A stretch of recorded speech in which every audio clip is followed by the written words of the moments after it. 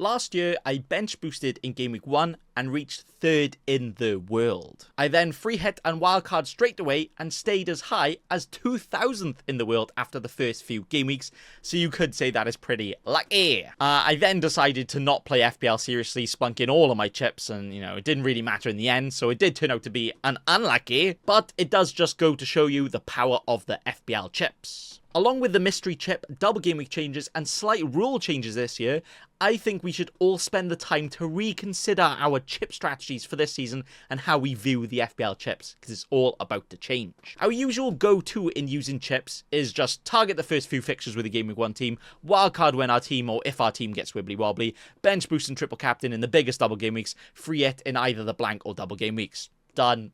Season finished. You don't really need to think about it. But that is no longer the meta, or it might not be ever again. So due to the FA Cup replay changes, there will no longer be FA Cup replays, and there will also potentially no longer be as many double game weeks and rescheduled game weeks for later on in the season, meaning it may actually be better to bench boost and triple captain in single game weeks. Ugh, imagine that. Due to the rule changes in also being able to roll 5 free transfers, but more importantly, carry your free transfers through a wildcard and free hit, that now actually makes the bench boost and wildcard even more powerful. As now, you could save up to 5 free transfers, bench boost 1 week, and then get rid of all of your expensive bench players that you don't actually want to keep for long term, and get back to a better team structure straight after. And then with the wildcard, you can now set up your Game Week 1 team to potentially not make a single transfer for 5 or 6 game weeks, then wildcard, and then have 5 free transfers in the bank ready to use, target the immediate fixtures, and be a bit more proactive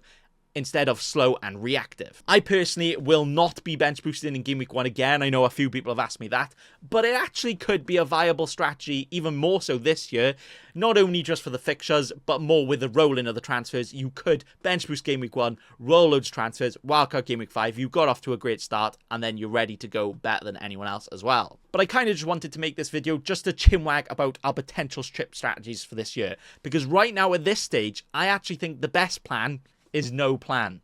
Oh, what's the point in the video then? I know. But I still think you should keep in mind what strategies we could have this year, so you're prepared for when the time comes, instead of just splunking those chips in a random time. You need to be flexible. You also need to be ready for anything, as you don't want to be rushing and just using your chips just because everybody else is. But you need to have some sort of ideas, and those ideas are different than before. So that is why I'm making this video. Maybe just think about it, maybe just chinwag about it slightly differently. We might end up doing the same, but at least if you've actually consciously thought about it now, then you know later on that you just need to think about it slightly differently later on. That's going to be all. Thanks for watching, and also, remember...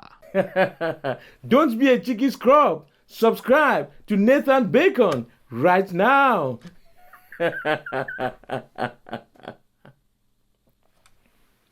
Don't let your memes be dreams.